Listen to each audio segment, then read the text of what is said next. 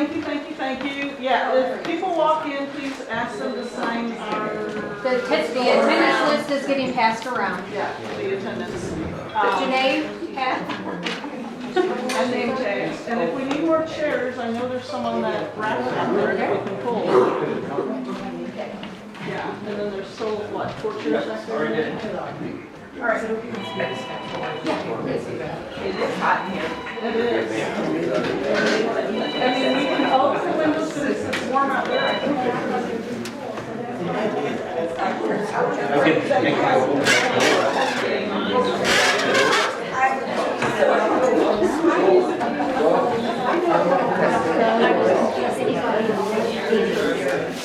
Oh, the ground. She's in charge. You're the worker. She's in charge. Yes. I was just thinking, if anybody has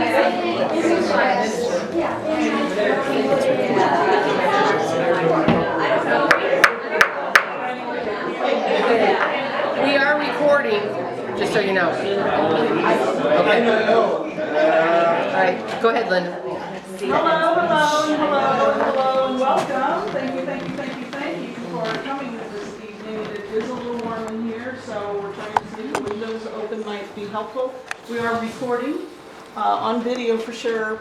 John, are you doing Zoom as well? On Zoom, so do your best to, well, you'll hear. But we're trying to make sure that anyone that listens to the recording can actually hear. What we're going to do this evening, first of all, is I'm Linda Camden, and this is? I'm Laura Breezy, Easy Breezy. We're going to cover some ground rules, and these pieces of paper on the table just remind us what the ground rules are, but I'll go over them. Of course, always being respectful to each other. We've got a large crowd here that is so awesome. We want everyone to be able to voice their questions and everyone else to hear them so that we can be productive here this evening.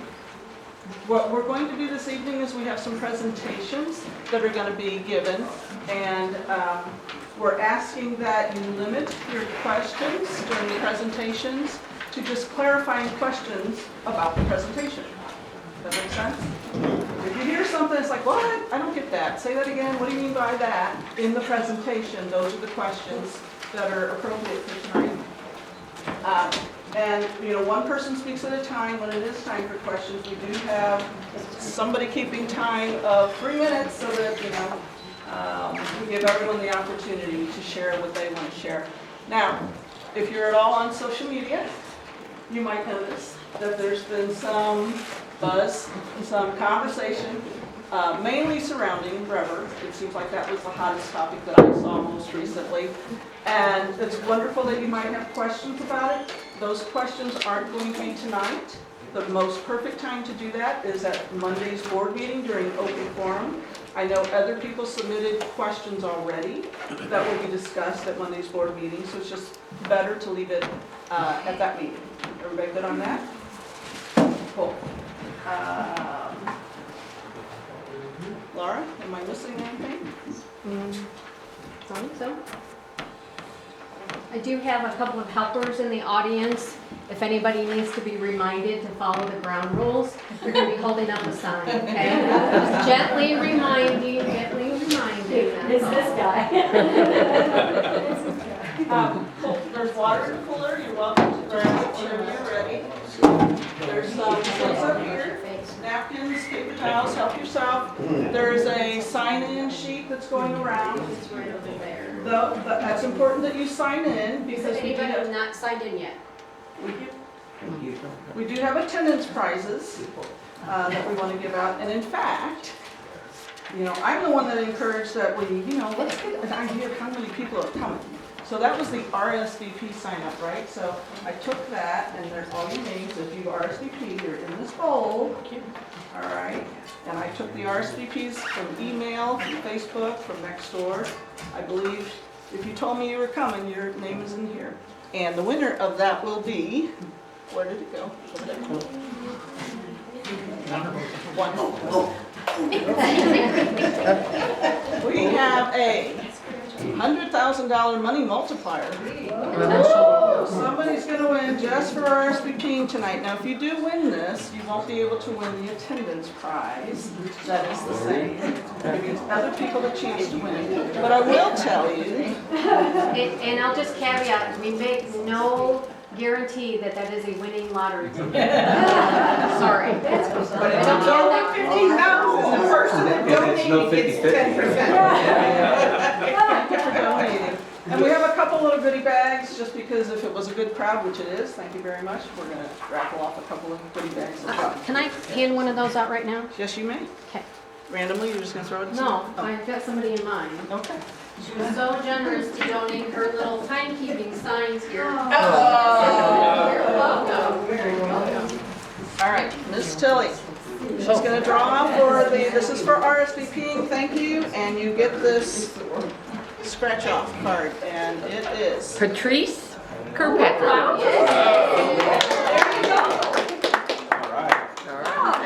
My golf clubs.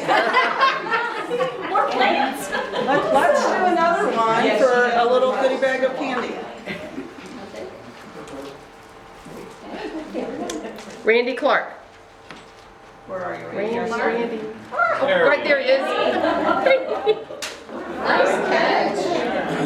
Thank you.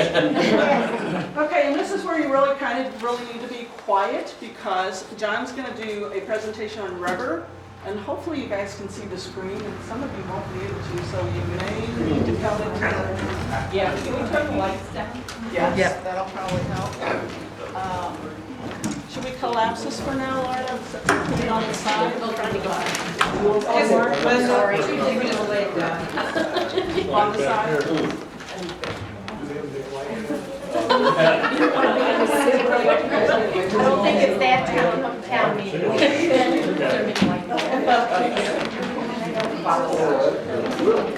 That would be a good time to grab water. David,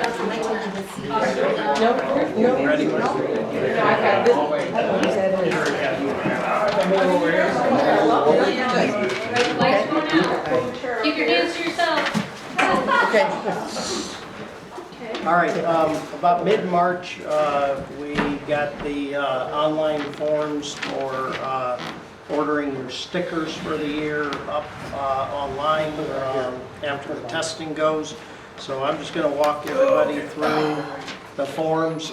There is a full PowerPoint presentation of this on the website that was put there when we launched it. So.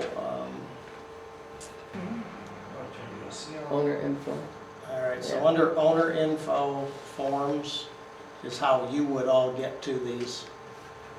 And then the top forms are the ones you can do online. The bottom ones you still have to print, but we will get those online as well. So we're going to do a golf cart sticker.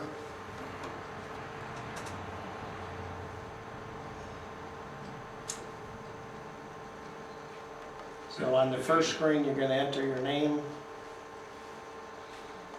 to agree to the license agreement, to proceed.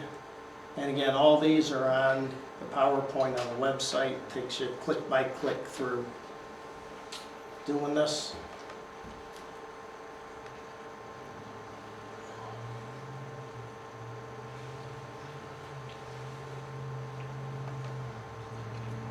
So any of the forms that are in here,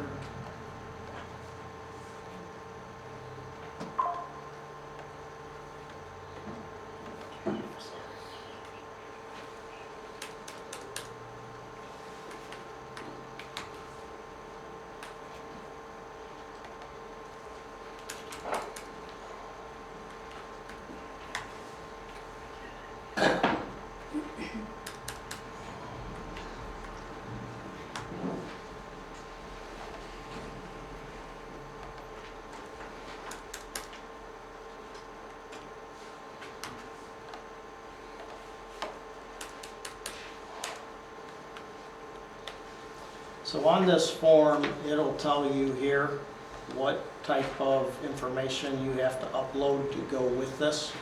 So this one requires the proof of insurance. And then at the bottom of the form, So you're just gonna type your name in and the date. I'm gonna shrink the screen back down, and then over here, I'm gonna upload my forms.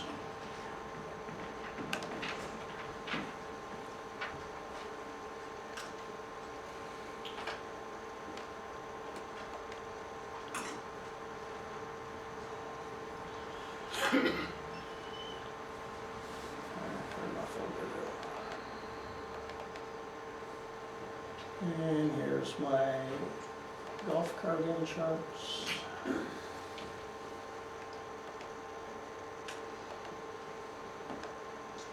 So is that an example, John, of uploading like your insurance form? Mhm.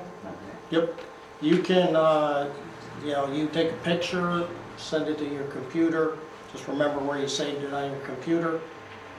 And golf cart just has the insurance to it, so I already loaded that one. It's showing you it's there, and then we'll finish the request.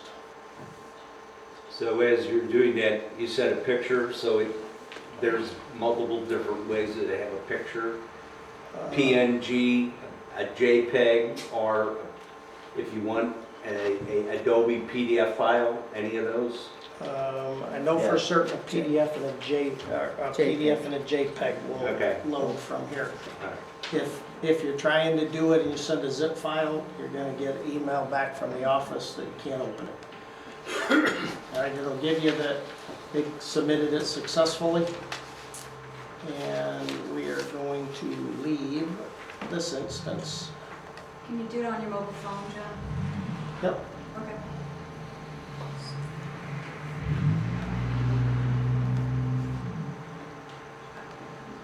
So then this is gonna be the office view. So here is their workflow for the golf cart sticker. And here's my insurance card that I loaded right here. And you can view it.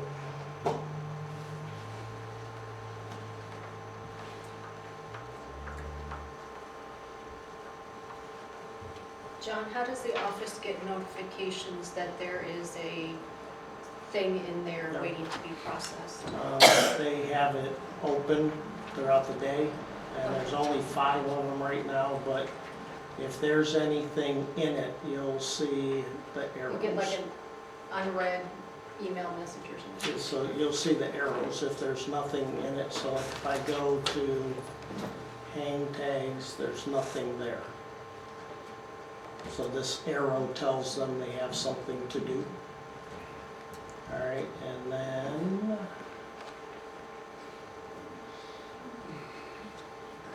this should be my form that I submitted.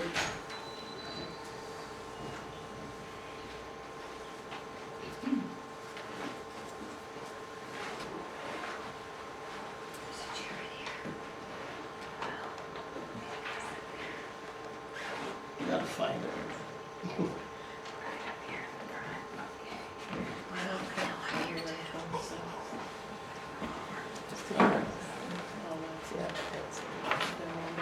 So that's my demo form I just keyed in earlier.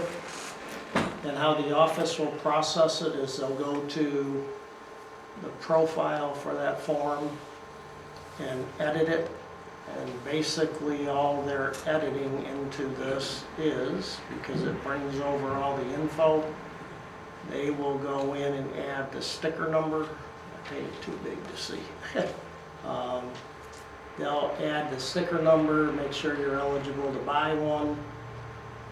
Then they'll enter in what date you paid, did you pay by check or credit card, the payment amount, who completed it, date stamp it, and update the profile.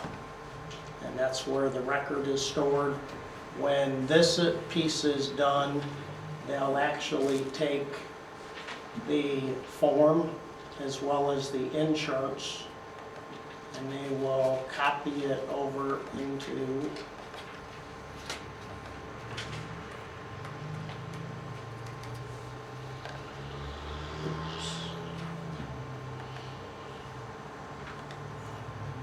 copy it over into the owner's file. And the owner file, there's the insurance, the registration, the stickers. So these are the stickers that I bought. So I got an auto, a golf cart, a hang tag. We only did the demo and I didn't drag the file into here, but that's just what happens to them afterwards. So it's done, it's filed. There's no paper printed, there's no folders. If they need to look up, you know, say for a censure, who has sticker number, whatever, they'll do a search in Rever and it'll pull up that information for them. So they can in the search by office. sticker if they need to? Yep. So the only forms active right now are the auto stickers. You see there's some pending for them to do.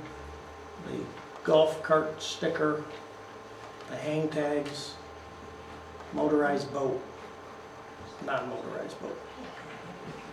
And then we will start working on activating the other forms. The next step that we're looking at doing with this is to build like an online storefront, because today if you need a car, if you need all 5 of those stickers, you can fill that form out 5 times.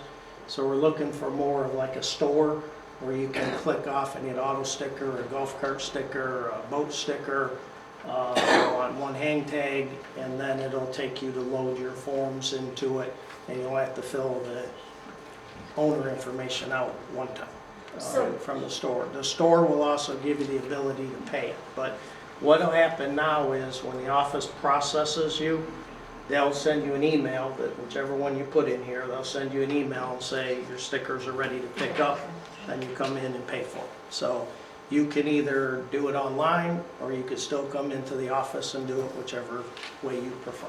Someone had a question over here. He answered He it, just I answered was it. trying to ask too soon. You said you could pay it online? Not yet. Not yet, That'll you be can. with the store. Okay. When the store comes, you'll be able to pay it online. Any projected timeline? for Yeah, that? what kind of timeline? Next year's stickers. Right? Hopefully much, much sooner, but the store also gives us the ability to feed those transactions straight into QuickBooks or financial system. The store will, behind the store will be Rever on that front. So that'll be the next part. We may launch some of the other forms once we get a little bit past sticker buying season from that. How much does the software cost? That is not for this, for this forum. Sorry, didn't mean to. Are there any other clarifying questions on the information that John presented? And I do have another question. If there's people that, we have older people in here that are not, because I'm not real computer literate without my husband around, let's just be honest. If they absolutely cannot figure this out, they can still come to the office and purchase and take care of everything just the same way. all they have to Okay. do is bring their copy of their supporting documents, Okay, thank you. and they'll take care of it. I got a couple questions. One, you just logged in and you, off the website, clicked on it, you're able to get into the software. Is there any kind of authentication that you, as a I signed resident? I signed in with my username and password before you guys got here to make sure it was up. Okay, so we have to have a username and password first? No. I had to sign, in order to get to what you're seeing today, I had to sign in. You For just fill out you, the as form. the owner, you just fill in your name, click the license agreement, and you're in as a, Yes. just I as just a did, I guest. just did it on my Yes, phone. yes, I didn't as a sign guest. in with anything, I just put the information in on my Yep. phone. Right. And they already got it, I just did it, so. Yep. It's that simple, I didn't have to sign in with anything, I filled Right, out. so you as the owner do not sign into Rever. Right. You can't see any of that. I had to sign into it. And I signed into it before everybody got here, just to make sure it wasn't gonna give me any internet headaches. On it, all the forms are this, the only difference between the other forms, so I'm not gonna waste everybody's time. The only difference between the other forms is what information you have to fill in. So if you get an auto sticker, you gotta fill in the license info. If you're getting hang tag, you don't fill anything. You have to put in the registration form for a boat and the insurance for that. But all of them work identically the same from it. But right now, you got to do each one individually. The storefront down the road will let you do them all at one time. So back to logging in on, you just logged in. She didn't actually log. I Well- didn't, yeah, I went to the website and clicked that little thing you told me to, and I filled out what they asked, my name, my address, my phone number, my contact information. But you did not get anything from the system as a secondary authentication code for I you to haven't put checked it in. yet, sir. I haven't checked it yet. I just filled it out like you was doing just to Well, see what it was. That's why I'm asking John. You just There's get. no secondary authentication code sent No. to your phone or to your email. No, because you're not signing into it. Okay. You're just loading your information, which will land in the office view of it. You get when it said, I successfully completed it, that tells you, you know, that you submitted it and it's done. And the next thing you'll get is an email from the office when they processed it to say you're ready to pick your sticker up. And everything that goes, I'm sorry, John, I don't mean to interrupt you. Everything that goes in and out of rubber is encrypted. So there's nothing that's sent that isn't encrypted. So when we get to the point that we can pay online, I would assume then, because we are giving bank information, that will be a sign-in type authentication. You won't actually be paying into rubber. The payment portals are separate. But that'll be a sign-in type thing, so that, At that point, you'll have Yeah, an that would be more authentication, secure. all that stuff, at that point that you pay for. I just want to say thank you for bringing us up to 2024. Yes. You know, and one of the reasons I didn't actually state this ahead of time, so I'll state it after. One of the reasons that we pursued at least the form piece for the stickers online is roughly 2/3 of Raintree's owners don't reside here. You know, they're either part-time and, you know, not stating anything one way or the other, but if you work, our office hours aren't the easiest to, you know, to get to when you're working. So, you know, the more that we can do, it helps people that are working, it helps our owners that aren't here. And again, for anybody that doesn't want to use this to get your sticker, just bring your supporting documents to the window and they'll take care of you at the window. And it would seem, from what you just said, that if we're uploading different things, we can do that on our own time at midnight if we wanted to. And then all we have to do is show up whenever they say they're ready for a 2-second transaction. This, give me my pass. Basically you pay, Yeah, and she pay, hands you we your gotta pay for stickers and They're not free. off you go. Yeah, that's helpful in that Laura, regard. would you mind turning the lights on just for this conversation part of it? Yeah, turn it back. Okay, all right. That is I came in today to get my, I probably done it online, get my sticker, you know, my information sticker. And there was a gentleman here and he had all his papers all over. And I came and I said, I'm here to get my sticker. They came out, gave me my sticker, and he goes, oh, I should have gotten the express line. So, I mean, it does go, if you do this online, when you come in here, you're in and out of here much faster. Is that, I imagine there is there a way like your automatic monthly payments for those who make monthly payments? Or if payments that come directly from the bank, auto withdrawal from your bank, can that go through here, you think? You need No. to It would have to still be done by the person.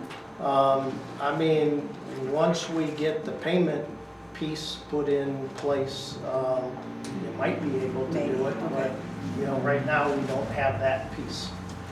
I would say that's down the road, and I would say that's going to take a lot of extra security measures that we work out. And John's approach to saying that by next ticket, in my opinion, is maybe a little zealous. You know, but great, that's great, but, you know, there'll be a whole lot between the website programmer and internally here, security that has to be updated and things have to happen to make that place, and MFA has to happen. So yeah, there's a lot of steps to get to that point. So I would say be happy that you write a check and you walk up When here. our golf cart stickers due. April They're 1st. past due. I guess I can, well, I'm gonna go home tonight. I have a question. Does any of the information save, like once you've signed in this year, next year if I go to do it, will it populate my address and some of the stuff that, Not in its You know. current state. No. Not, the store may allow that to happen, but not in its current state. Yeah, that's why we want to try to get the storefront in too, because if you got to buy all 5 of these things, you got to fill the form out 5 times instead of 1 time, so. Last call? Yeah. On this presentation, any other questions about what John just presented to us? Turn all the lights back on. Okay, Everyone. we got another name drawing here from the RSVPers. Ms. Tillings. Will somebody raise their hand if they have the attendance there? Tom Scanlon. Tom Scanlon. Oh, are you Tom? Yeah, no, you get to win. Is he You win Tom or something. Tom? Oh, no, but that, you are, so you got to, you've got the prize. Are you Tom Scanlon? Yeah, Conversation after. yeah, Got confused. okay. Oh, no, I know, that's somewhere down here that's probably around. Laura, can you just put my name on there, please? Sheriff's your son.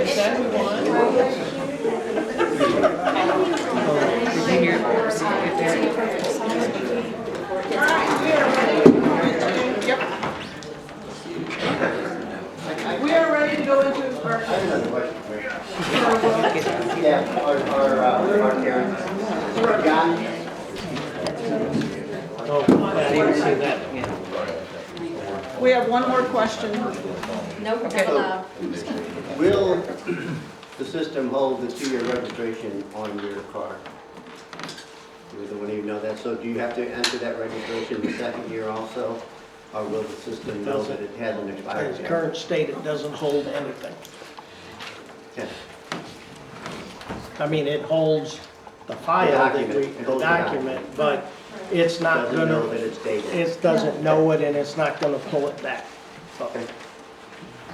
Can I make So this- if you download it and you save it, remember for next year, you just gotta drag it on over. So if you have 2 years and you want only 1 year, and you know it's, up to date according to what's on the record, all you have to do is send in your information and the girl should be able to go out and check.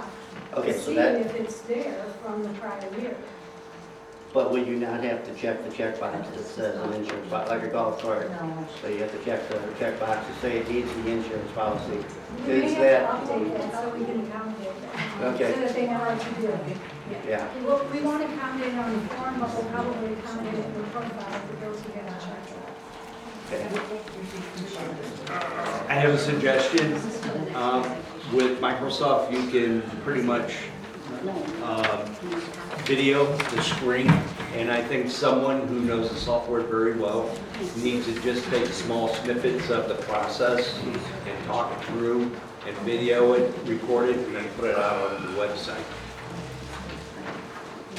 I mean, that's gonna say, people are gonna be calling up here going, oh my God, how do I do this? What do I do there? And it's gonna save a ton of I time. mean, there's a step-by-step deck that shows you every month. John, I can make that happen.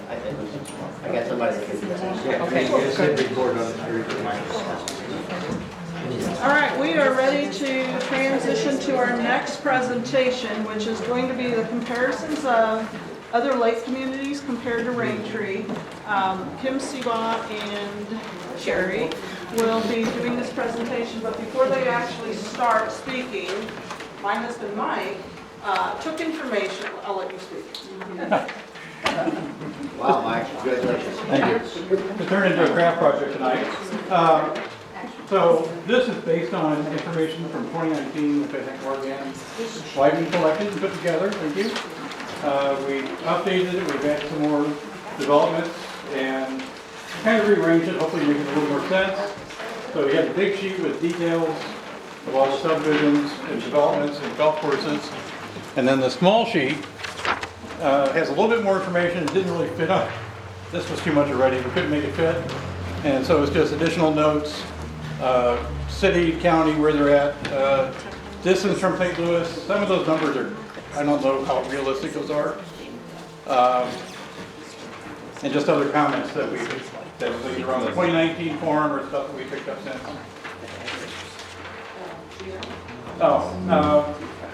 Hopefully most of it is self-explanatory. The only thing that may be weird is there's a jet ski column, and a couple of them have a GF in there. Of course, that's grandfather. You can't have new jet skis, always grandfather.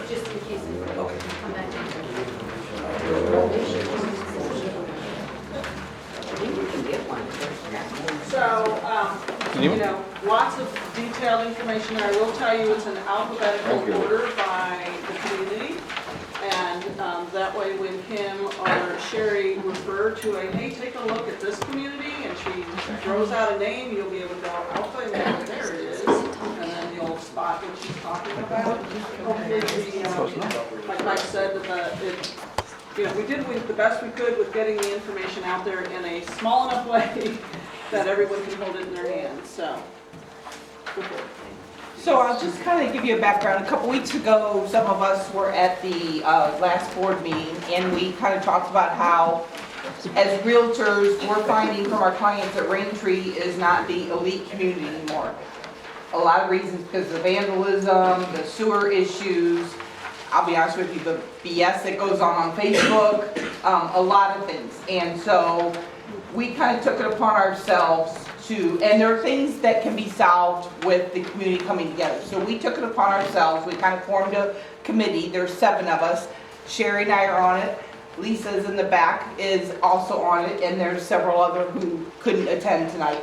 So what we did was we kind of picked a bunch of the lake, and some of them are non-lake communities, but large communities in the St. Louis and greater St. Louis area.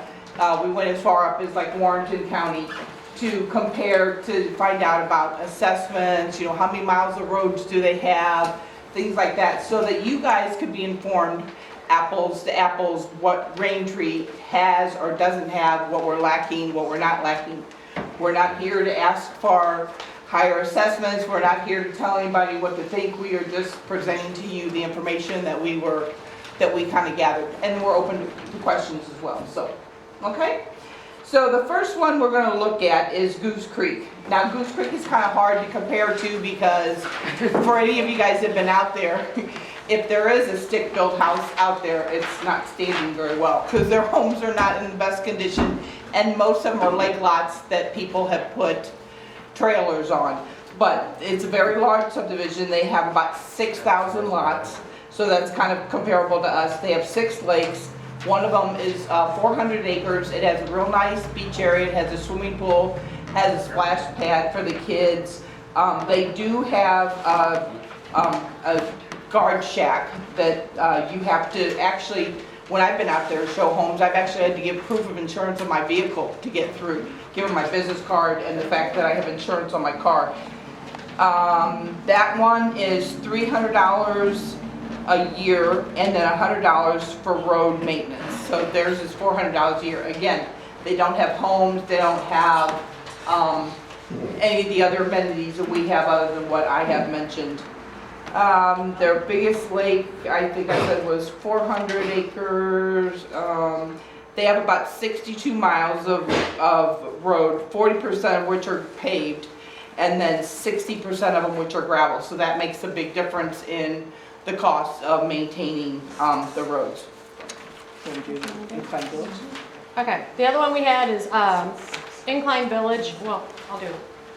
Oh, okay, go ahead, yeah. So Innsbrook's another one that I actually called on, and it took me a lot to get the information together. So Innsbrook actually has over 100 lakes. They're more like ponds to me. They're not big lakes like we have. And on their lakes, you're not able to really ski or anything. It's just no wake lakes or a lot of fishing. They collect on theirs over $4,000 per lot and home, and that's what they actually do. But the thing is, they have a lot of amenities that are in it, which at $4,000 a person would actually, supply, but They only have 5 miles of paved roads. The rest of them are gravel and, just dirt. So that's a big difference. They have a manned gate. They have all this stuff, but for $4,000 a year, you would expect that. So that is one thing that we had. The next one which we were looking at was Incline Village. Yeah. And the other thing about Innsbruck too is they have horseback riding, They have but you have to pay to ride. You can't just go up and go, well, I live here, so jump on a horse and ride off. You can board your own horse there if you want. But as far as like being able to ride one of their horses out on the trail, you still have to pay.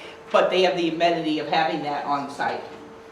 So Incline Village, that has 5 lakes. The largest one there is 220 acres. They have 820 lots with 600 homes. Their assessment every year is $846. They have fees for the golf course and country club. Let's see.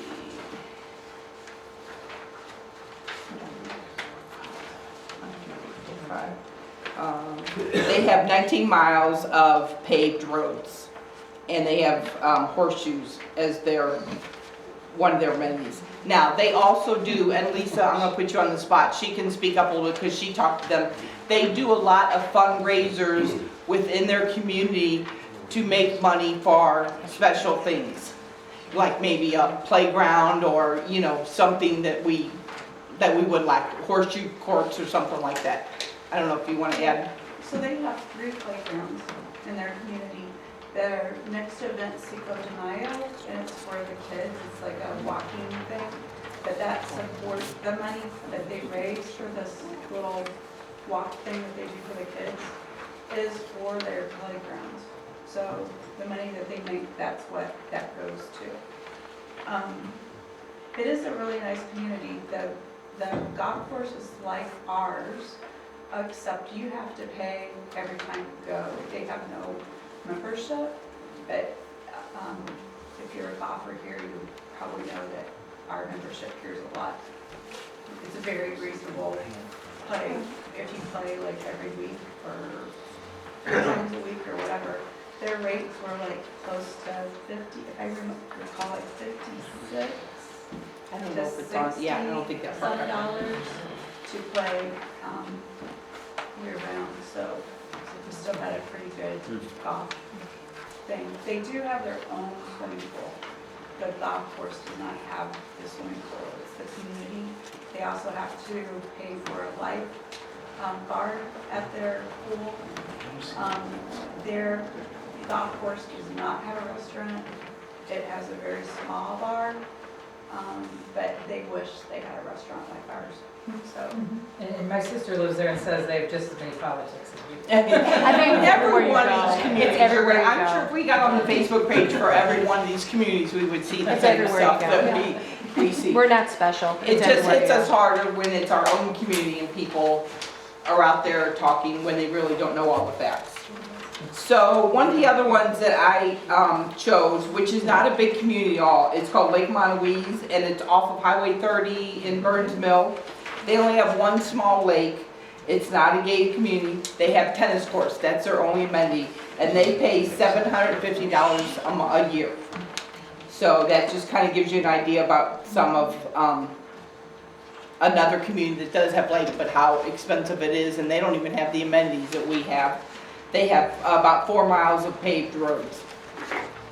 The other one we went through a lot of them, but we're just doing some highlights here, guys, is Lake Sherwood. Lake Sherwood has 6 lakes, and let's see, there's a security guard. They have a full-time security guard and patrol. Their fees are $21.77 per home for their assessments. They have, let's see, what else we got here? On the road, paved roads have 26 miles as well. So the biggest thing that we were kind of coming across is that we see, what you guys see is the roads and the security. And so we can see some of these other, neighborhoods that actually have those things, but their assessments are way higher. So we're kind of trying to help support, okay, what are we doing? What do we need? What's the most important thing? So we're trying to compare apples to apples so everyone can make an educated decision which way you want to go. And since you said that, if you don't mind me interrupting, one of the things on that large sheet that you all have, there are 6? There's 6, they're barely visible. We shaded the communities that have both a golf and lake. that's barely shaded on, as it turned out, but They're bigger graded, they're Yeah. bigger. Yeah, They're bigger squares. possibly, yeah. And you can see you can tell. it's a light gray. Yeah, it's, And then Yeah. regarding, I think you just mentioned Lake Sherwood. Yeah. Okay, and maybe the chart says that, but we have friends that we were with just last night that live there. They own 2 lots. One does not have a residence, a house on it, and the other one does. They pay the same 21, whatever you just Yes, said, like $2,300. yes, Yeah. like Per that. lot and lot. home. And they also don't do if you have contiguous lots, you get a discount thing. No, Yeah, it's however many, Right. however many you have. And I will tell you, because we compare notes a lot, they don't get a vote. They don't get to vote the assessments in. The board decides this is our budget this year, and therefore our assessment fee is this, pay up. That's how they've lived there, what, 2 years, 3 years? Couple years, so they're learning a lot. So one of the other ones, which is local here in Hillsborough, is Lake Wananoka. Say that 5 times. Yeah. They have one lake that's about 95 acres, so it's smaller than our bigger lakes. They have a full-time guard during the summer only, and the rest of the time it is a gated community. You have to actually dial in like we do at the back gate for any visitor that comes in. They have, let's see, about 598 homes, 225 lots. Now, their assessments are done based on square footage. So if you're not on the lake, you pay square footage of your road front. It's like $3 per square foot. If you're on the lake, you pay both lake frontage and road. So it'd be, let's say you have 150 in front, that's $3 times 150, 450, and then if you have the same in back, so then you're paying $900 a year for But assessment. everyone's is different. No one had, like your neighbors is not the same as mine would be. So everyone pays according to that square footage. Yeah. They do have a very small clubhouse, I know, at Lake Wananoka. Let's see. They have about 10 miles of paved roads, and I don't know if you guys, whoever's been out there, but they're the type of subdivision that they have about 3 nice homes, and then they've got about 3 really not so nice homes. So it's not, you can't really compare the residents and the type of residencies in there like you can Raintree. So, let's see, we got, so where is it? Are we doing one? Yeah, we got a couple more. Oh, we're doing all this? Oh, okay. No, just the ones marked. All right, Yeah. all right, so then Somerset's the other one. So they got 3 lakes. There's 87 acres, 34 acres, and 15 acres. So they're all not as big as ours, but kind of comparable. They have a main gate, there's key codes getting in, and they also have the windshield pass when they go in. They are paying $775 per home or $440. No, that's how many homes. Oh, there's 775 homes? Yeah. Oh, at 440 440? lots. Oh, okay, they Yeah. pay $440 per home. That's, No, 562 per home. That's lots. yeah, that's the assessment. Here. I didn't do this, I just got handed a piece of paper. That was one I looked at. They It have wasn't my spreadsheet, 775 homes, 440 lots. They just increased last year to 562 per home and 326 per lot. To kind of compare, it's a very nice community, Very nice. but like I looked at they don't have a lot of turnover in their lakefront homes. I looked from like 2 years ago, the highest lakefront home they had that sold, or maybe 3 years ago, was like 390-something thousand. So, we got homes on our lake going for 700,000 now, so that'll kind of give you an idea of apples to apples to the quality of homes they have there. Let's see if there's any other information on here. They have about 25 miles of roads, 80% are paved, 20% are gravel. Their gate cards are $10, and that's fine, so that's all on there too. And then the last one is Terre de Lac. So Terre de Lac is kind of a different community. They have 16 lakes, and some of those, again, like Innsbruck are ponds. They're not really lakes. Their biggest one is 112 acres, so again, they're smaller than what we are here. They do not have a security guard. And I don't know if you guys have ever been out there, but it's kind of like a little town out there. They do have a Terre de Lac Police Department, that is deputized through the county, and they mostly spend time on the beaches in the summertime. They have 3,000 lots with 1,400 homes, $675 per home, $270 per lot. But then their country club, their golf dues are $1,700 for a single and $2,200 for a family. And you cannot play golf on that course. It's not open to the public. You can't play on that course unless you are a member. Same thing with the restaurant. You can't even go into the restaurant unless you're a member. So if you live out there and you want to use those amenities, you have to. They have about, let me make sure I'm talking about the right one here. They have about 100 miles of paved and gravel roads. So that's kind of the highlight. Valley Lake is another one in the area. No comparison to Raintree, but their fees alone are $500 a year. And all they have is a gated community. They have no beach. Their lake is a pond. They have a lot of mobile homes in there. It's not, you know, again, not near the quality of ours, but they pay $500 a year. So that gives you an idea. So I'm curious, thank you for this, it's an amazing set of data. Well, we just gathered the data. People behind us did all the hard work. So one of my questions, when you began, you said that Raintree is not seen as the premier community it once was. So out of these developments listed, who is considered the premier at this point? I'd say Innsbrook. Innsbrook, Yeah. yes, I mean, definitely. they even got commercials on the radio station. Innsbrook really is, it's a beautiful place to be, And but it is a little different. It's not apples to apples. I mean, they do have some rentals for like weekends. I mean, it is it's kind of a resort. Yeah. All right, okay, that's around really well. It is, but that's, when you say that, that's what everyone thinks. And with Raintree, not to slam us, because obviously we love Raintree. I mean, I've been here 23 years. So we have no intentions of leaving, but we're kind of trying to explain to everybody, you know, when people move out here, when we're selling the homes and we're selling the lifestyle in Raintree, we are kind of trying to change people's opinions because everyone's got this going on and they have their own perception about Raintree. And so all that negative stuff, it does filter out outside of here. And when I tell our clients, my clients, everyone else's clients that it's only, what is it now, 365 right now? It's under 400, you know, a year for our assessments, they're shocked. When I say the country club membership being this much, they're shocked because they think it's a month. No, it's a year. So I'm not saying we need to be Innsbrook, $4,000 a person. You guys would burn my house down. I'm saying that it's something we need to consider because at a certain point in time, and this is nothing to say about the board, they can't turn water into wine. And we're going to have to figure out what is it that we really want, what is really important to us. And there's a few things, everyone, I've heard, we've all heard, security and roads. It's going to cost something. So, I mean, whatever everyone decides is what we decide. But I wanted us, we all agreed we wanted apples to apples. So we can kind of see what's going on in real life. If you ask my husband, everything costs $1. But he doesn't live in the real world. You know, everything does cost more than $1. Yes? The 99-cent store. Yeah, exactly. Exactly. Raintree just changed their name to 250. Right, exactly.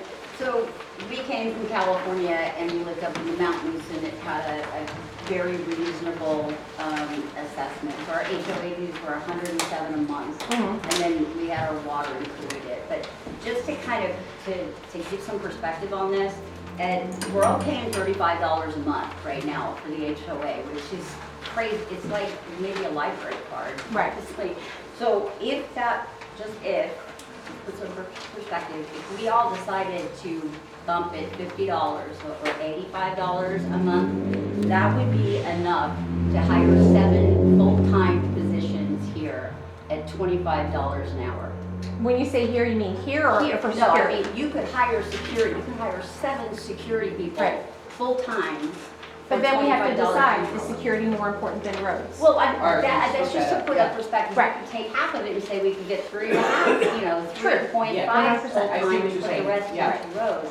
But it's just a little bit from everybody goes a long way. Right. So, And I don't know, for those of you that were at the last board meeting or listened, the back lakes, we're losing them because we're not able to put the money into them that we should. So that's another thing to keep into consideration too. Do we want to become a 2-lake community? Because it's not going to be too long we're not gonna have those back lakes. So when you say we're losing those, you mean the lakes are being sealed up, or you mean people are moving away from them?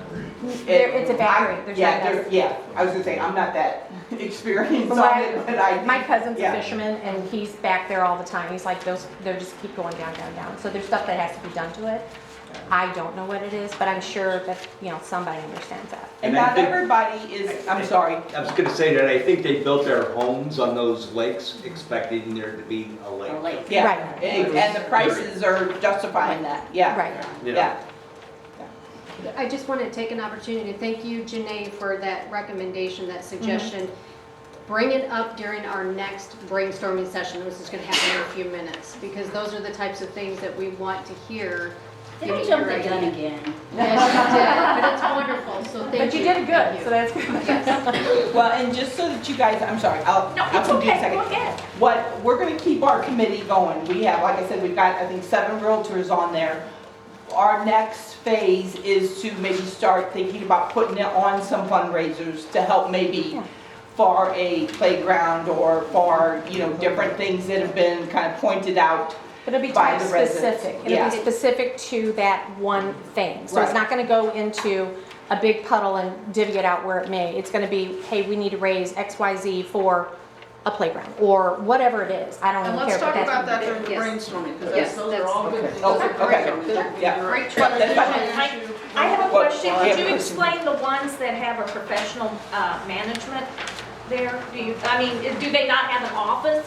It's just someone that comes in and takes fees and manages that, or am I asking something? It's basically, do they have a POA or do they have, like Lake Monteluise, I couldn't find anybody to talk to. I had to gather my information by somebody that I know lives there, where, Raintree, all you have to do is go to the website, and you would know who to call and talk to, so that's kind of what. No, here, on your sheet, it says Raintree Professional Management, no. It means Can I you don't have a clarify professional. what I think Yeah. it means? What I Yeah, think it go. means now, Yeah. and I'm not a realtor, I didn't make. That any wasn't one of calls. our questions, I'll be honest with you, that There's we a- asked everybody. There's a difference between having a volunteer board to run the Property Owners Association and another to hire a management company that is what they do for business, is running a development like this. It would be hybrid because we outsource to town, city, right? We have volunteers and we also have paid staff. So really you have to, We're a little of everything, We have a little yeah. bit of everything, Yeah. yeah, because they're taking care of the money, the other places. Yeah. It's possible that that column could be clarified. Right, and I will share, again, Lake Sherwood, because we just were with those folks, I asked that question, and they do both. They just recently went with Century? Something like that. Century something or another to do the assessments and all that, but yet, how many people do they have in the office? I think we got 6 or 7. Yeah, they have quite a few people on staff, and they have what they call a general manager, who kind of, makes sure that everything We is- had that, yeah.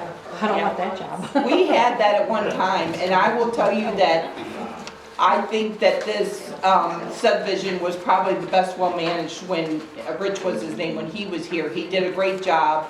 I remember on 4th of July day, he was standing out there directing all the traffic. He took time away, he was getting paid, but it was a holiday.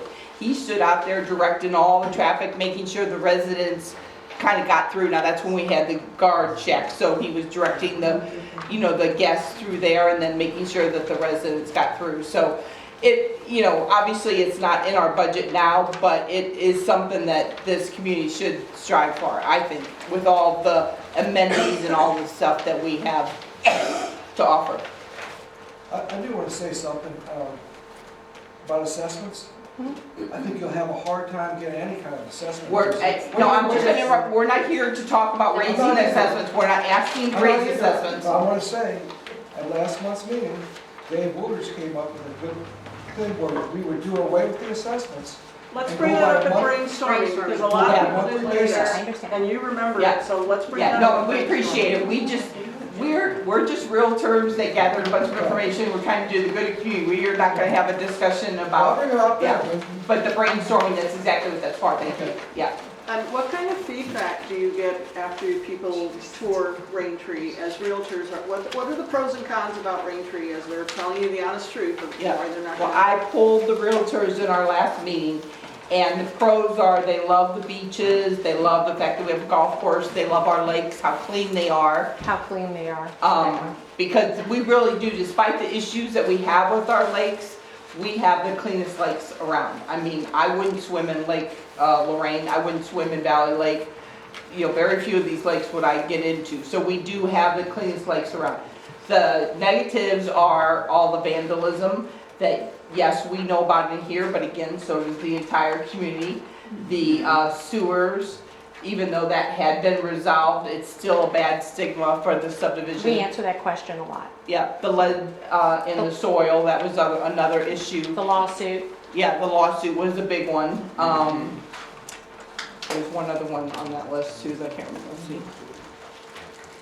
Well, I think, the Facebook stuff. I mean, honestly, people, if you know people that get out on Facebook and start bashing the board, the community, tell them to stop. That's what these town hall meetings should be for, not to bash people, but to be able to voice. Sorry, I didn't mean that, but I meant to be able to vent your opinion and talk about things. But the Do it on positives that we Facebook, see is yeah. that they love how everything looks. They love how the houses are not cookie cutters. They love every house has a different look, a different perspective. So they do love that. They love just the overall way, the flow, and how you have, you know, the forest side with more to, you know, buy, or you have your lakefront, your golfs. I mean, they see the community the way that we want them to see it, but then they get that negative feedback too. But there's always that, and that's our job to try to highlight the positives, which we all do very, very well.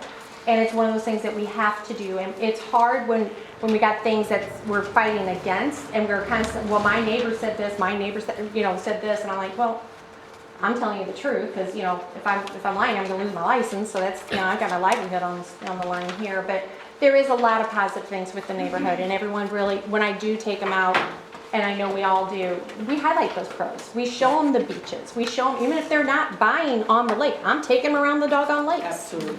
So it's a beautiful community, and it is. We just have some things we have to kind of work to get over sometimes. So, last call, questions? Yeah, Tom? This thing says that we have sand volleyball. I was wondering what the rules Oh are my when gosh. you're out Are you trying to ask that as a fire? Too soon, it's too soon to ask that question. Oh, it is? Yeah. Oh, pardon me. Tom, that would be a great question to ask at the upcoming board meeting on Monday. Oh, okay. Okay? Okay. All right, well, All right, that's. thank you.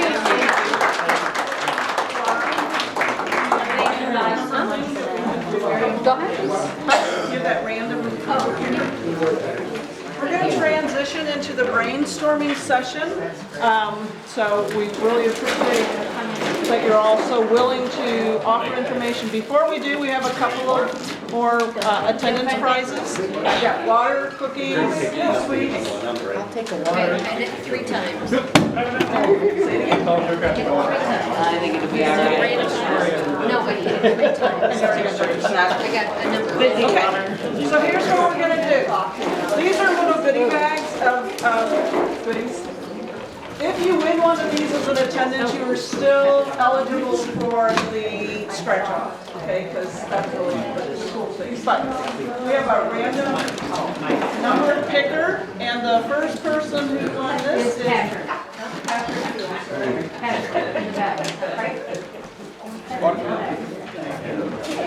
You're still eligible. Scratch off.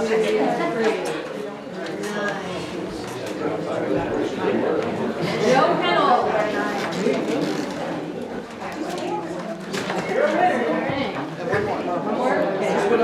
Just so you know, I'm doing a random number generator 3 times before. Run the show. Really, Mike Hampton. Yay. We will talk for the scratch off after we get some brainstorming going. So Laura's going to talk about. I got it ready. Are you ready? Yes. It's time for Yes, your- I am. Okay, if you've ever really done brainstorming, how many of you know what brainstorming is? Okay, So you might be aware that the purpose of brainstorming is to come up with ideas.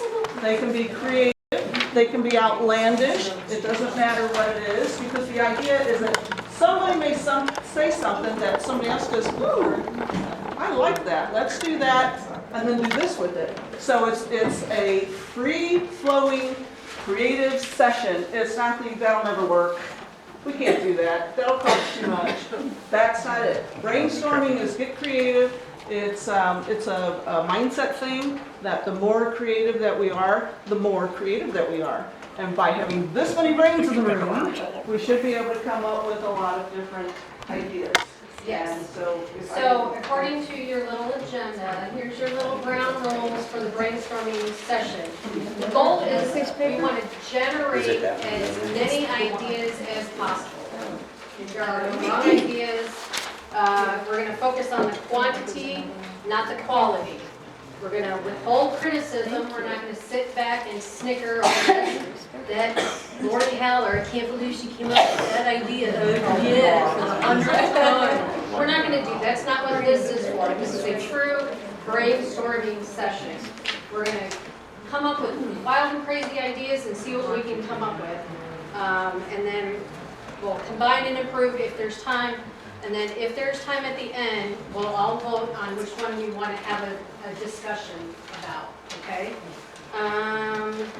Remember, every idea is valuable. There are no wrong ones, no wrong ideas. Okay, so, yeah. Before we begin, based off of what the realtors have presented in mentioning fundraising, I wanted to read what it means, or what kind of restrictions this Raintree Property Owners Association has when it comes to fundraising. So I want to thank Lori Heller for putting this together. If you don't know, she was on the board before, and she was the treasurer. So I'm gonna read my version of it. So hopefully it's not too far Can I off. respectfully, Laura, I have a question. If we're trying to brainstorm and be creative, does it really make sense to limit that right now with the statement? Or would it make sense to do that as part of the evaluation later? That is an excellent question. Yeah, I agree. Just brainstorm. Just brainstorm. And then we'll talk And then we're about done. I think it's valid for us to know what the limitations are, because honestly, if we're doing something that will never be approved because of what waste of time we have, I would much rather work within a circle I know I have an option, other than dreaming for lollipops, rainbows, and unicorns. I'm easy breezy. I I can go agree. either I way. agree with that. Okay, show of hands. However, I will say that outlandish idea may not be the one that gets approved, but somebody else might go, ooh, and pick something from it that could be approved. Yeah, but we need to know what is allowed. What are the regulations? Well, there might be other creative ways of, okay, maybe we can't officially fundraise for that, but maybe there's another way to do what we're talking about. So I kind of agree with Sharon, that, if we're gonna be in a creative flow, let's do it. As long as it's taking us to discuss this, she could have already read. But the I'm just idea of gonna- not reading it was to not close you down. This is a democracy, at least for tonight. This is for fun. Show of hands, who wants to know the parameters? How long's the list? It's 2 paragraphs. Okay, just count, anybody count? Is that? There was more hands than eyes. Yeah, majority rules then. Sorry, Sharon. No worries. But it is a general question. Okay, so as a homeowners association, which Raintree is at property owners because we got lots, but anyways. Raintree files Form 1120-H for tax purposes. One requirement when filing this form is that at least 60% of the revenue collected is derived from assessment fees. This does not include things like boat sticker income, rental income, which would be for the pavilion or camping, interest income, etc. In addition, at least 90% of the expenses must be used for the association's property management, construction, acquisition, maintenance, or care. Based on the financials at the end of 2023, which are not yet finalized by the CPA, the assessments are approximately 72% within the allowable range. Making an allowance for the unknown, we should safely be able to accept approximately $70,000 to $75,000 in donations this year. Of course, all donations must be approved by the board and processed by the treasurer. Does that help? Yes. So you're saying 7,000, say that again? $70,000 to $75,000 approximately. Do we know, has Raintree collected any of that yet this year? For donations? For donations? Yeah. I can't answer that. I just didn't Whatever's know. happened has not formally come through the POA, so I Okay. can't tell you how much was done or not done. Okay, I was just curious. Is this information from where? From Lori? Yes. Yeah, I okay. pulled up the financials Right. at the end of the year and made the calculation to see where we were. Now, as I said, it's not been reviewed by the CPA, we haven't filed the taxes, and we need to make allowances for donations that we don't even know about yet, that aren't. I just want to make a comment. Being a tech guy, I've got a ChatGPT AI, and that is wrong. You can have more money than that. It does about 87% as far as a Harvard educated lawyer. So I'm unclear as what you're saying. as far as this information, it can be more money You can be more money. according to doing research. Okay, so according to Lori's analysis of the data for the POA, she is the one that came out with the 70 to 75,000 based on. A Google search. No, No. not based on our financials. Our year-to-date financials at the end of 2023. GPT So I'm basing requirements it for from the full year 11/28. of last year. That's what our tax return is. And I put that information in ChatGPT, Yep. and it said you could get more. Okay, AI. ChatGPT is not I know, Missouri just saying. state requirements. So anyway, so we're gonna take 3 minutes. Hey, but Laura, just to be clear now, this money's going to the POA, not the HOA. Correct. Okay. Is that per year, about 75,000 a year? I'm In sorry. donations? I- We could take about 70 to 75,000 a year, right? Yes. Yes, I mean, with our assessments increasing every year because we have that built into our, we should be able to maybe, John, I think you agree, we'd probably be able to bump it a little bit more each year, but we'd always have to, kind of recalculate and see where we are. So it's a fluctuating number is what I'm hearing. At the end of the day, when the CPA does it, it's what assessments did we collect, not what's projected. Right. So it's, we're chasing. It's okay, at least we got a ballpark on it, and we can sit there and figure out what's the possibility. It's not like it's a guarantee, because everyone needs to be part of it in order for it to be successful. If we did something, like let's say that we were trying to save up for like, okay, it's gonna cost more than 75,000. So how could we do that? I mean, can the volunteers amass 150? So this is where we brainstorm. Right. Brainstorm just I know she knows taxes, that's what I'm saying. But Okay, that just those gives are us a very ballpark number. specific. And now let's be creative about, okay, how are we gonna get more money into our community? So that's a statement, we didn't all get the agenda, so could you be clear about what is statement we're brainstorming towards? You taking How are your we turn? getting? Okay. Sorry, I'm sorry. That's okay. Did anybody else? To make sure we're all clear about what we're brainstorming. Thank you. No, it's just generic.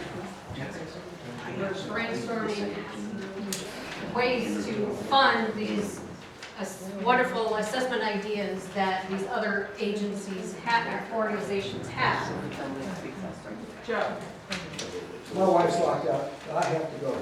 But I was trying to say before, at the last board meeting, has to do with the assessments. Dave was saying to go away with the assessments and go by a monthly fee where everybody would pay a certain amount every month. And he was saying $1,000, which would be about $100,000 a month. No, Yeah, and he was saying it would cover up to 5 lots, all your fees, all your stickers, and everything would be free. That's not a bad deal. So if I may clarify what I think you said, it's Yeah. not do away with assessments. Yeah, It's- do away with the it's- assessments. It's What changed. way with yearly assessments? It'd be a Yeah, right, monthly. it'd be a monthly assessment. Joe, monthly fee, approximately $1,000. It's still Up to 5 Up to lots. 5 lots, plus everything's free. Includes stickers. like 12,000 a year? Yeah. Well, that's already What's that, 100? I think it was 150. It's 100.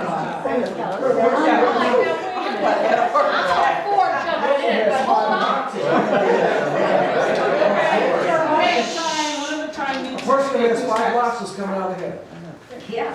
4 lots are coming out ahead. Okay. So it's a good way to do it. Well, I gotta get my wife in the house, so I gotta go. Yeah. Thank you, Joe. She's. Taylor's turn. We're gonna try to give everybody an opportunity to speak. If you have an idea, please raise your hand. We'll try to get to you in the order that you've raised your hand. We're going to try to limit to 3 minutes. Otherwise, you can cut it short and just do 2 minutes, and I will write down whatever I hear. So, good. Okay, a couple of years ago, there was some effort to look into automation, for services. And I just want to share with everybody, there are many tools out there that are HOA, 2A related. They're like a utility. It's like airmen. Oh, I turn on the lights, there's electricity. Anything that happens on the back end, right? And so what this would do, and here are some of the features of some of these products.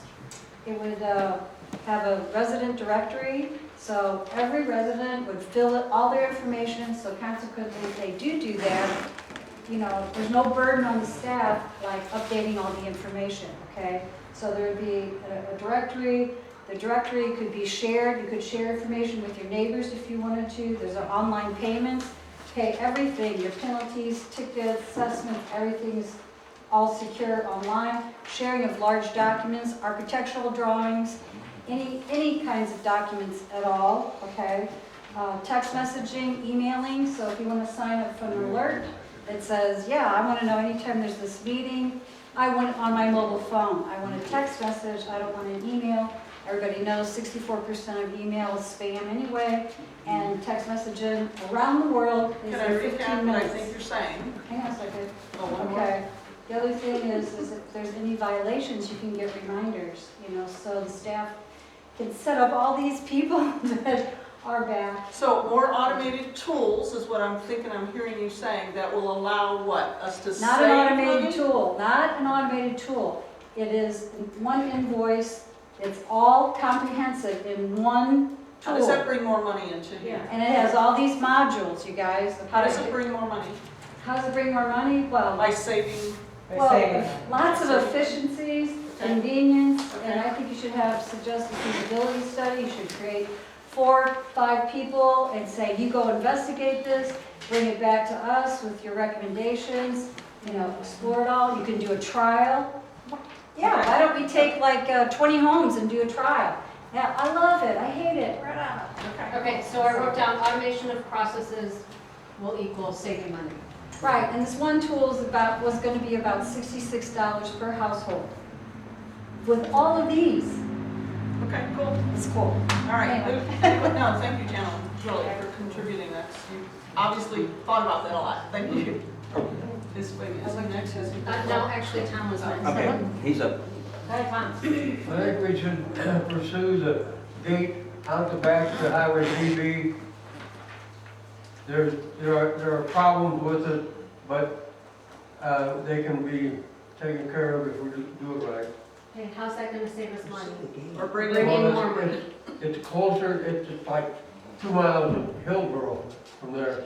Okay, so, I think that's more of an added, if I may speak for you, it's more of an added, amendment for the residents as opposed, because not It's less everything wear could and be tear on saving our money. roads. It's Less an work. added amenity. Especially if you live back that way. Come all the way out here and then BB and then B. That'd be better.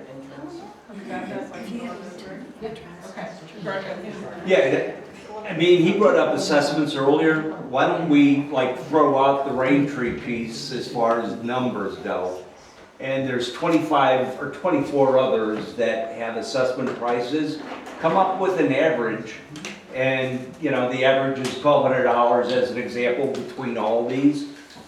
Let's put that in to vote on it and make it happen. So use the data that we collected to get an average of, and then potentially write a ballot item for vote. To vote on, and that be our assessment fees.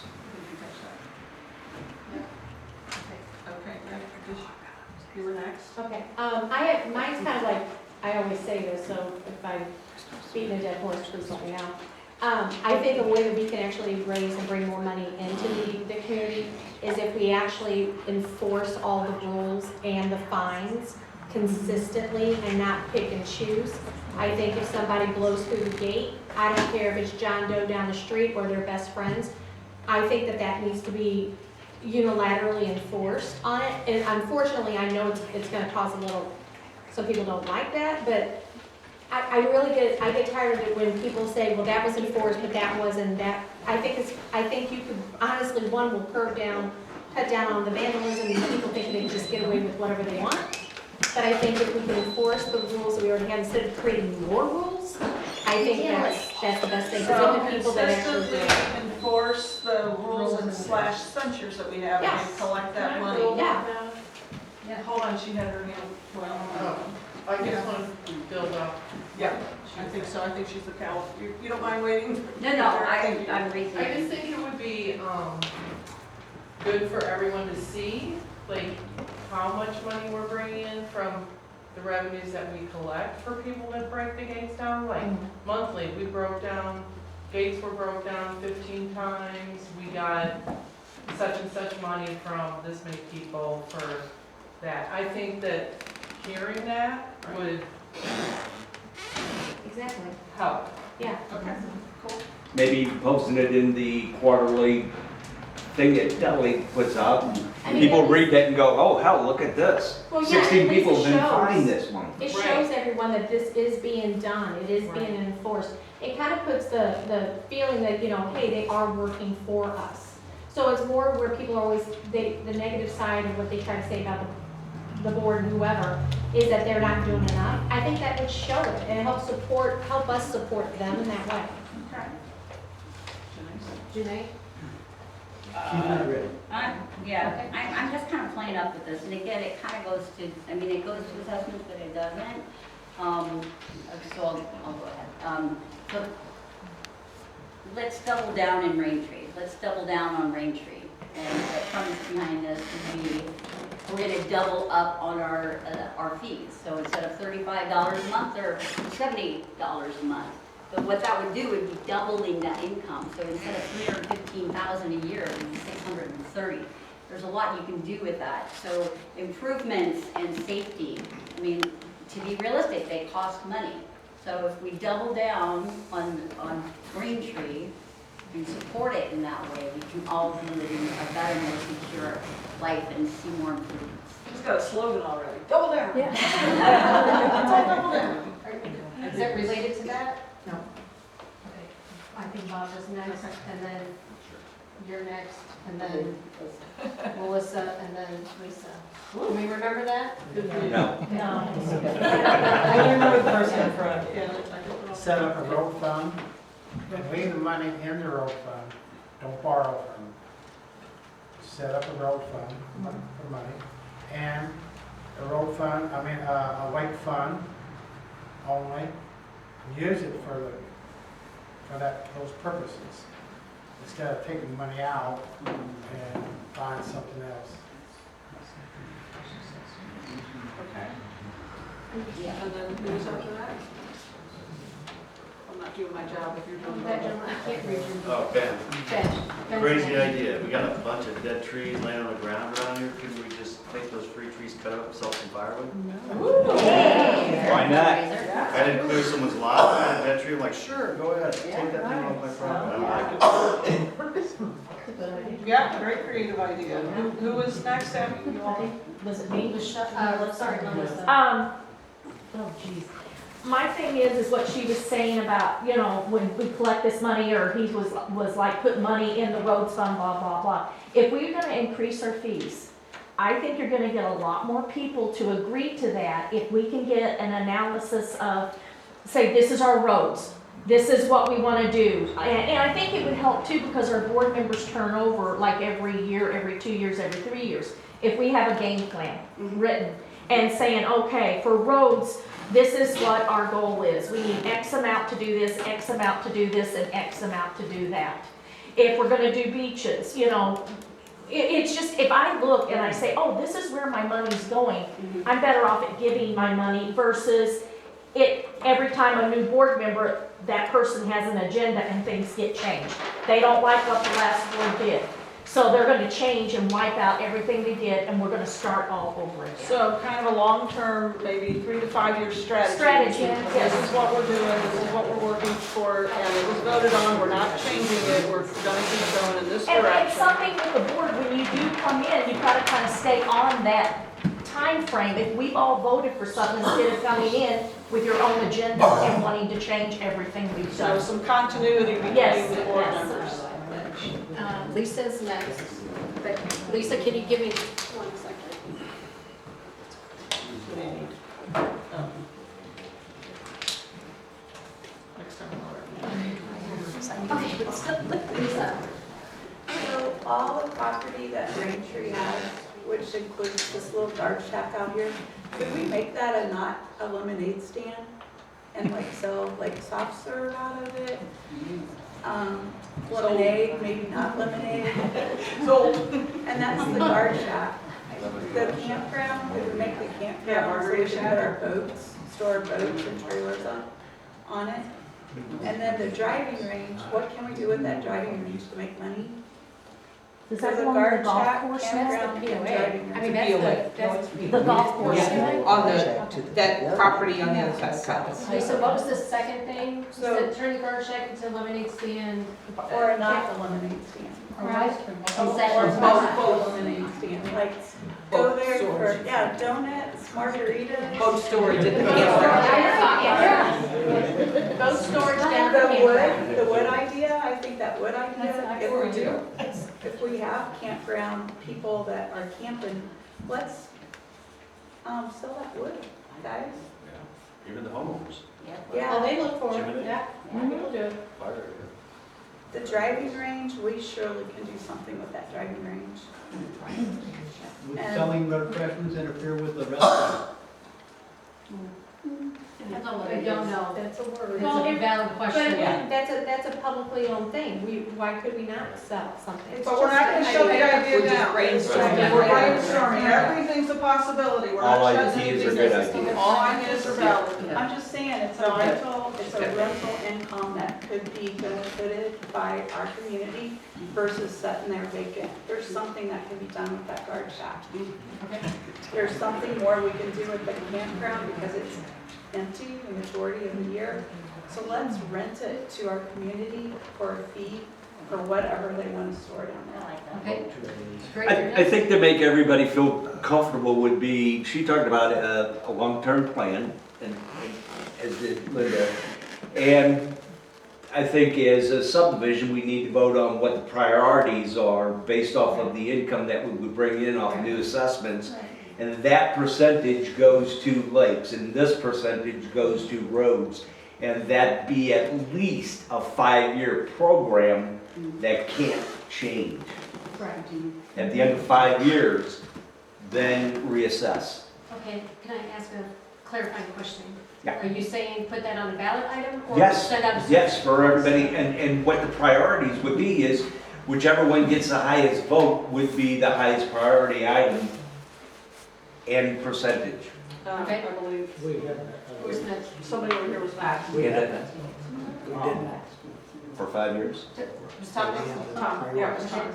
Well, since we're going really crazy, let's have the POA 5 back to Country Club like it should have been in the first place. No. Okay, Don't shake there's your no face. ways, we're not criticizing. Go ahead. Yeah, say it again, please. That's it. What was it? Yeah, one more time. Buy back the country club. 5 back to Country Club from Tucker.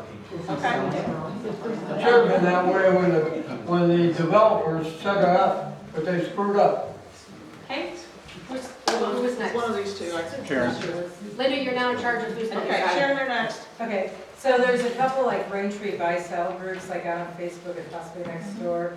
And then there's like the subdivision garage sale coming.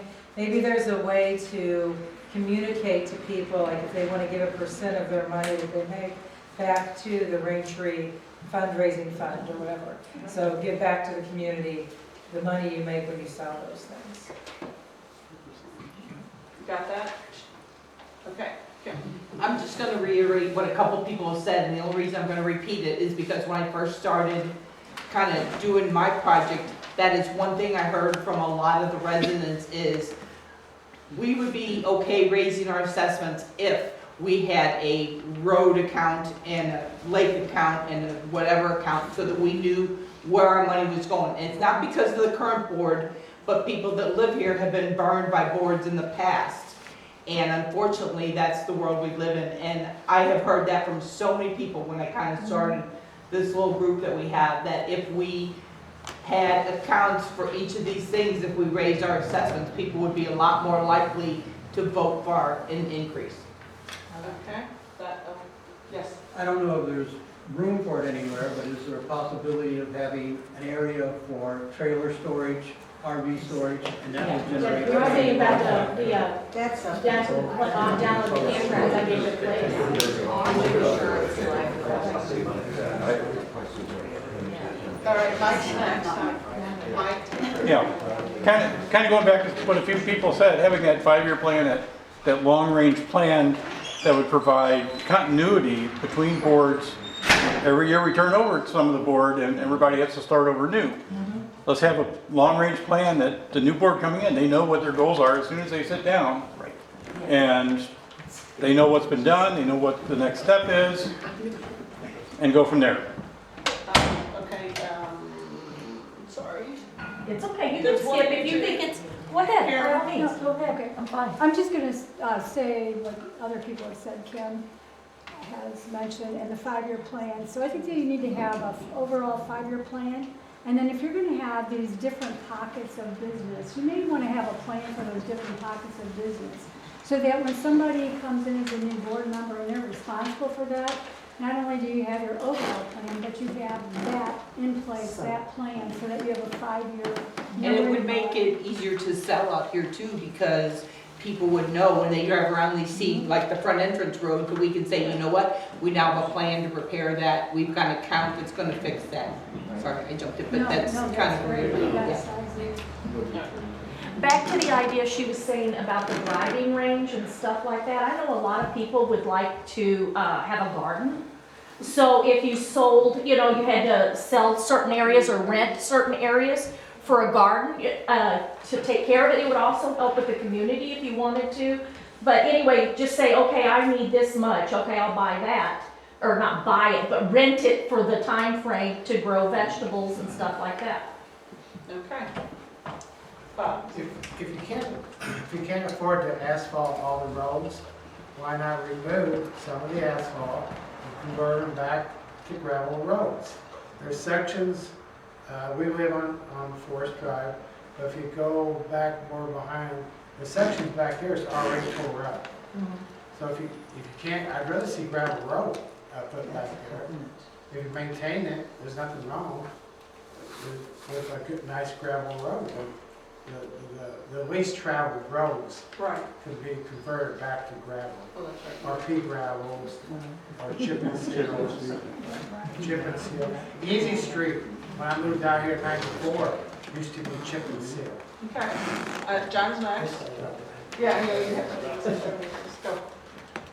I'd say whatever assessment ballot item goes in, if the ballot item that goes into the covenant has to have the restriction of how the money is to be spent.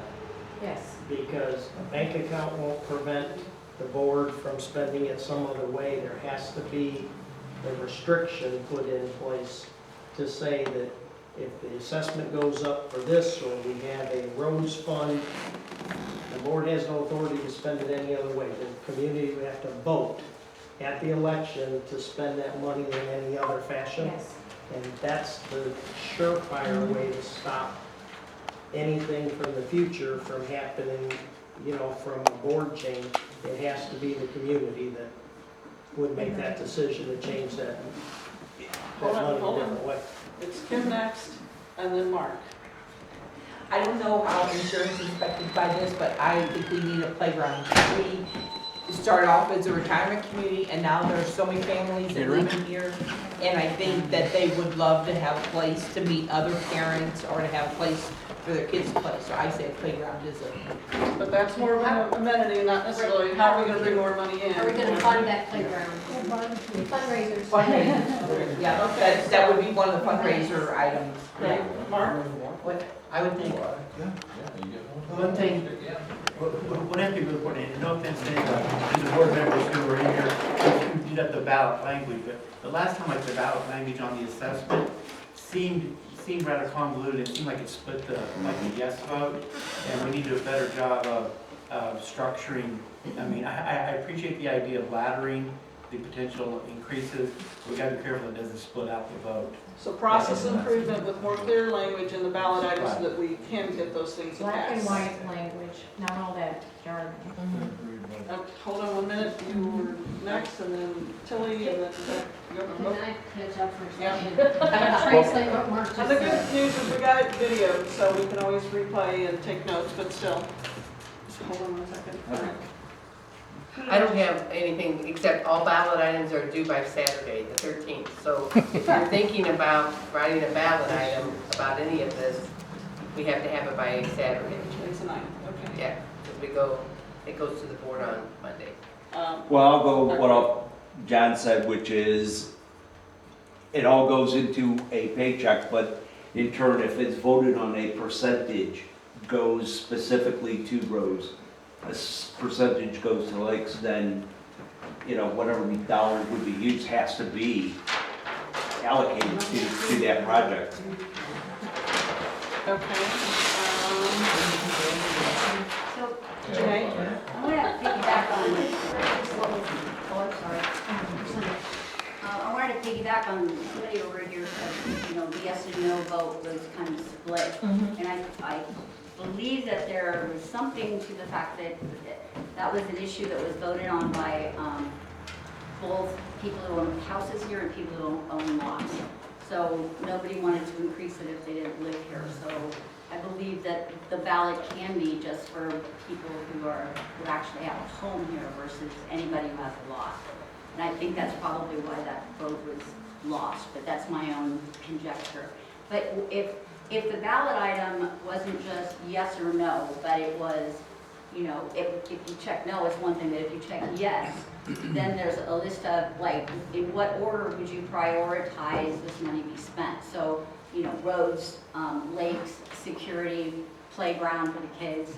So you could get a sense of what's important to everybody, and then have an additional, you know, round of meetings like this to. Catch that, Laura, because I'm gonna move on to whoever had their hand Ballot up. item has option to prioritize spending. Okay. Yes? Yeah.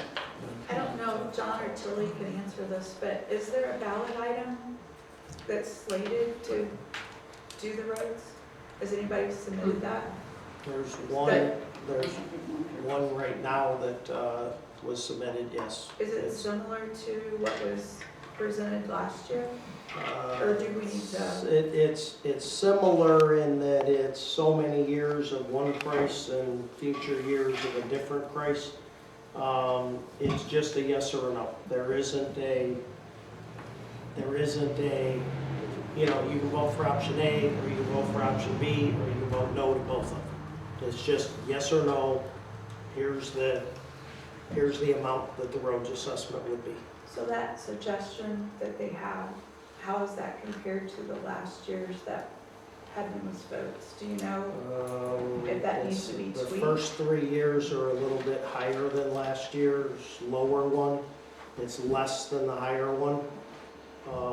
I mean, in basic, it's the same thing. For 3 years, the front load getting some roads done, it's got a higher amount. You know, I'm not gonna put you on the spot, am I? No, Okay, I think it's 250 for 250. 250 for 3 years. And then it drops to 150, 100. 100 each year after that. And is that And a it's a special yes or no. assessment? It sounds like. Special assessment. It's a Yeah, we covered that enough. It's a special Sharon's assessment, next. and it has to be put into a specific category in the budget. Okay, so fundraiser idea, sponsor or run for Raintree, like 5K or whatever the running people do. I'm not a running person, but the running people, sponsor something like that where people can run through the subdivision, pay a fee, sign a waiver saying they're not gonna sue us if they trip on the ground or the puddles, and run through the subdivision to see how pretty it is and everything. And they could get sponsors, actually. Sure. The Yeah. runners could get sponsors. Add that on as another idea, get sponsors. Anybody want to sponsor me? Oh, yeah. Okay, I pay you to do it. I'll do the margarita stand from. Have a walk too, for those who. That would be a run walk. A run walk. Run walk. Okay, Karen's next. Also, you can have bicycle races here. There you go. Because Raintree has a great, their roads are up and down, so the track would be wonderful. And you could, each bicycler has to sponsor they pay so much money to be in the race, so. Okay, here. Yeah. Doesn't the county own a bunch of delinquent lots? Oh, yeah. Is there something that we could come up with and turn that into cash or money or something on our end? Okay, so research possibilities of doing something with county owned, or county tax. Who was that? Mark. Mark. All right, Kim? Another fundraiser would be a cornhole tournament. They're Well, that would easy- be fun. Easy to put on, simple, doesn't cost a lot of money, just gather a bunch of cornhole games and go down to campground area and the golf tournament. Okay, this gentleman here, Tom? I'm new to Raintree recently, moved in September, but anyway, I was here around 4th of July, and I noticed that 4th of July, you had quite an influx of people from relatives or friends or whatever, and you had a fireworks display. Why not hold a 50-50 raffle at these type of occasions? Publicize that 2-3 weeks ahead of time. Get a lot of people that jump in on a 50-50. Sure. S, right? No. No. My last name? Yeah. It's My Lazowski. I'm going to My. Tom. Any other questions or brainstorming ideas? Okay, John? I have one. Far-fetched, but That's okay. what if we had some specific fund assessments that are, I don't want to use the word voluntary because that's not legit, but it would not have, it would specify, we wouldn't pursue collection of it. So if you wanted to pay it, pay it. It'd go specifically to roads, specifically to links. It comes in as an assessment, so you don't have to worry about the filing limit, for us, but, as a hypothetical, we have this potential different type of treatment for our lakes that will help with, getting the muck and sludge out of them, so as an example, okay, this special assessment that is non-enforceable from a collection standpoint is $500. If you pay it, terrific, it goes towards that project. If you don't pay it, you don't pay it. If you can pay half of it, pay half of it. If you So pay more, goodwill offering. Contribution. Wants to give. But you have to call it. Contribution. But it's an assessment, so wherever we fall on the 60% of the revenue has to be assessment related, it's an assessment. It doesn't matter, because today, you know what, if Gary wanted to pay for the roads, we can't really take his money. We can't really take his money, but if we had that as an example, and I don't see why anybody would say no to it, because if you don't wanna pay it, just don't pay it, and, Shred your piece of paper if you get it. Question, would that be earmarked specifically for roads or Yep. specifically, Yep, so that wouldn't go into the specifically same pot of the checking account would be? It'd be specifically for, Here's my contribution, because I love the beach so much. and it goes Here's some money. specifically to whatever that assessment fund says it is. Okay, any other brainstorming ideas, because I think we're gonna wrap it up soon. John, that doesn't have to be a ballot item, does it? Why would it have to be ballot? It's a special assessment, it has to be approved. But it's not enforceable.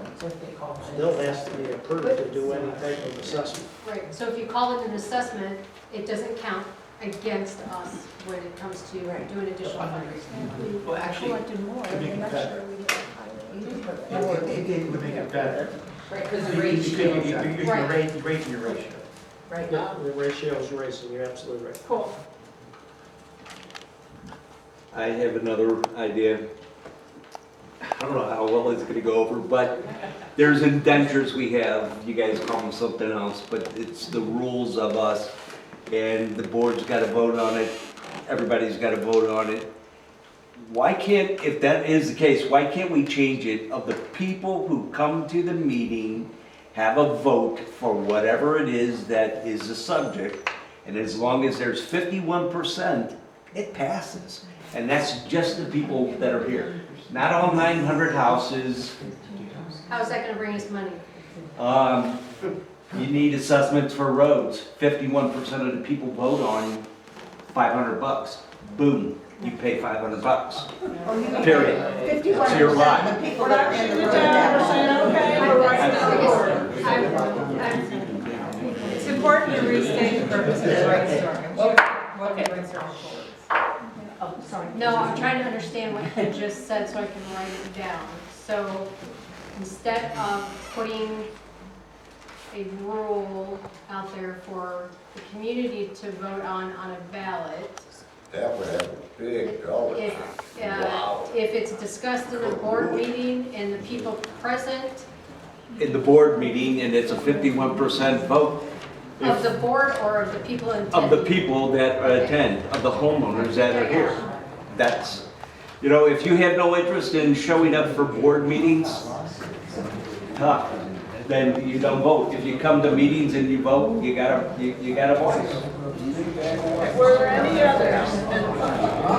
Yeah, Mike, hold on, everybody, one question. Let's say, Are we not allowed to do a special assessment anytime during the year?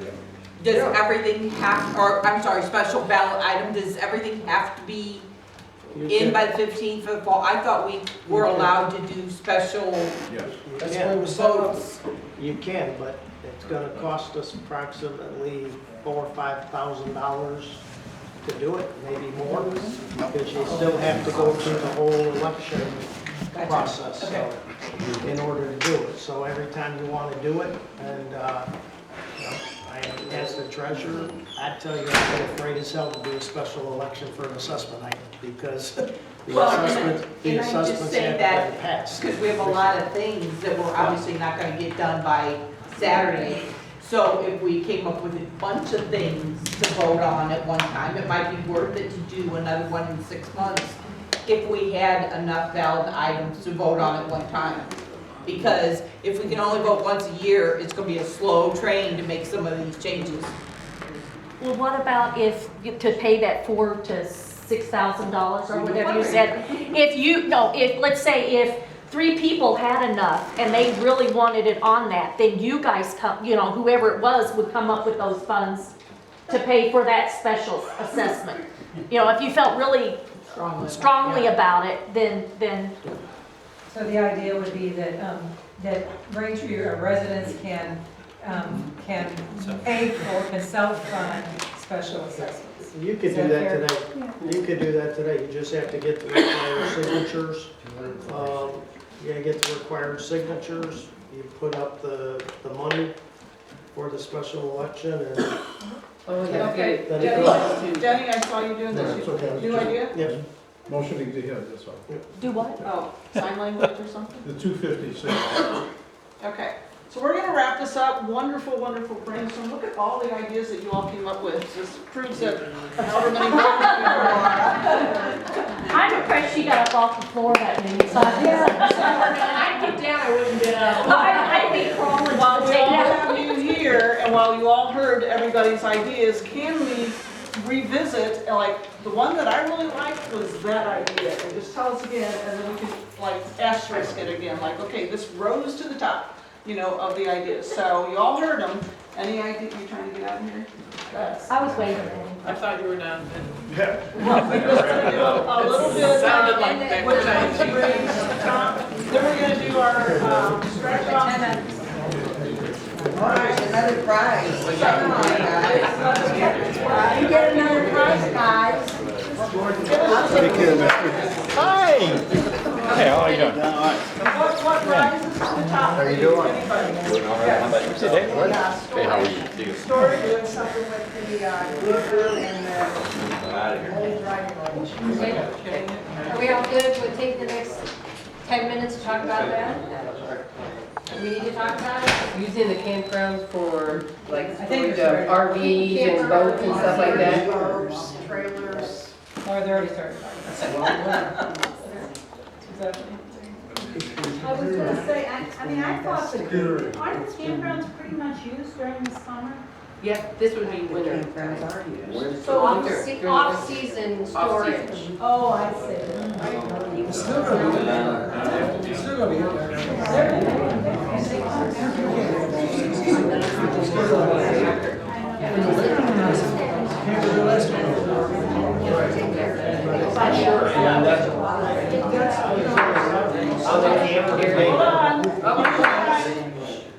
And I continue to say yes. Okay, so on the storage part. Everybody listen.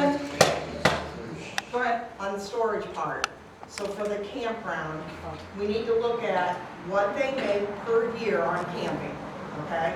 So let's say they make $1,500 a year in camping.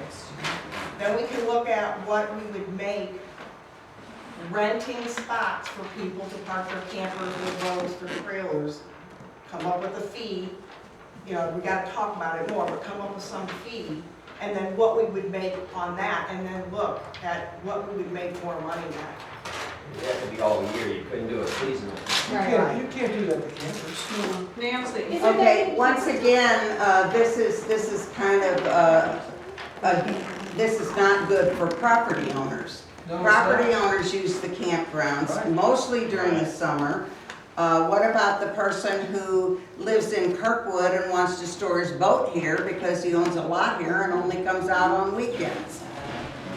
Well, if he can't do it, if he can't keep his boat in storage between June and September, why would he want to do that? Okay, so we need to flesh this out. It would have to be all year, I would think.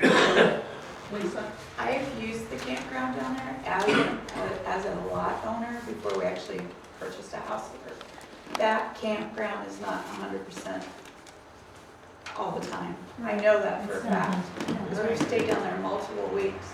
But the office should have that information of what month is gonna have the most.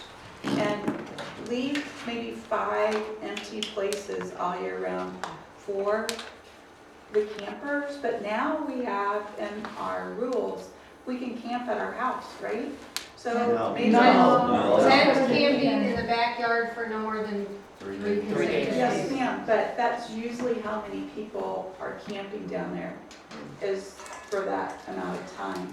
Okay. So if we can make money on that campground for our trailers, get these folks off the roads, because and the board recordings, they're always saying in December, January, February, people are parking on the roads, and they could be parking down there at that campground for a fee.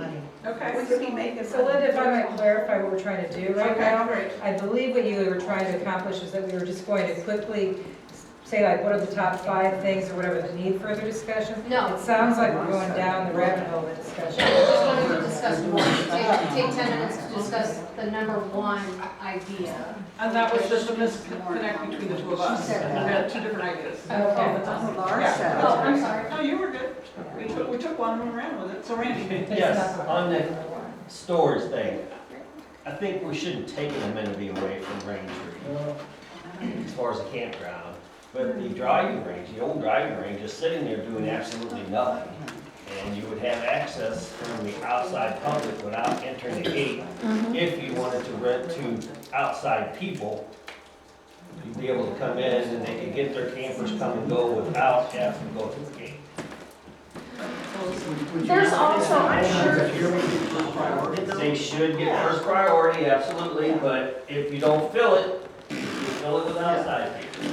so if you're talking about down at the driving range, how are people going to get down to that area from, I mean, you've either got the apartment or the condos there, or you've got the, what the country club just bought for the pickleball. I don't see of an entranceway, but to feed off of that, when you come down off of Lake Ridge, there's that dump station, so it wouldn't be for out, I think we could fill ourselves here in the community without bringing people You're getting a inside. bunch of campers going in and out of that street down there constantly.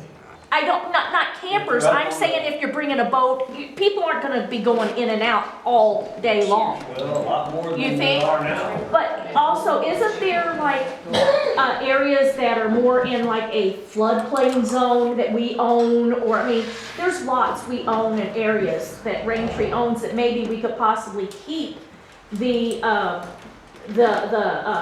camper area, but find another lot that we could use for that, for income and stuff. You were next and then, Kim. If we're prioritizing what of these are. I'm not quite sure, we switched gears here. Okay. And that was a disconnect between us. So we're flushing out with other. And we grabbed on one and then fleshed out that one, so. I'll answer a couple of questions. The campground is under $5,000 a year. It closes October 31st for the year.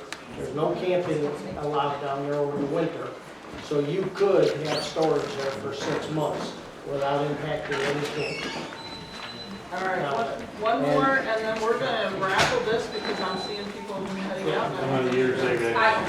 Doesn't Raintree own a bunch of lots that they had to, okay, well then what about these that the county owns that we could buy for pennies on the dollar?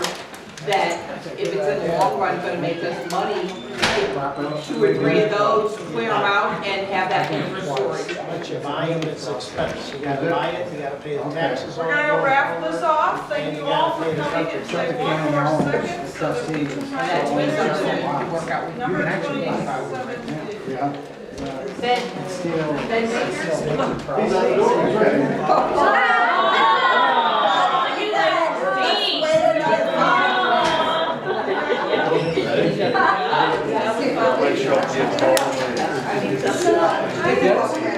Yeah, hold on 1 second, hold on 1 second. Hold on. If anyone wants to go, now's your time to go, because it sounds like